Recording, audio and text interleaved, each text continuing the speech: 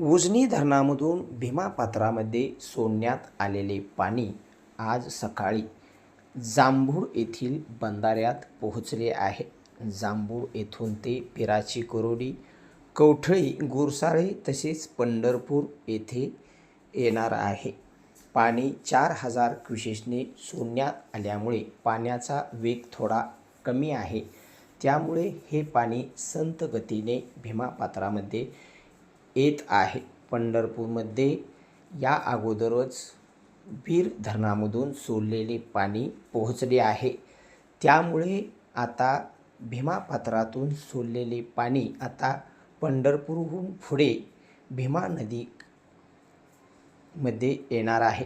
त्यामुळे शेतकऱ्यांच्या शेतीचा तसेच पिण्याच्या पाण्याचा व जनावरांच्या पाण्याचा प्रश्न सुटणार आहे.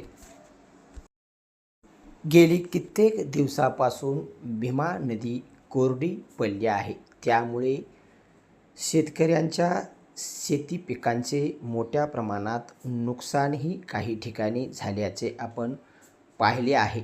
आणि अशा तऱ्हेने भीमा नदी ऐन पावसाळ्यात कोरडी पडल्याचे चित्र आपण पाहत आहात. त्यामुळे आता भीमा नदीमध्ये येणारे पाणी हे आता शेतकऱ्यांना दिलासा देणार आहे.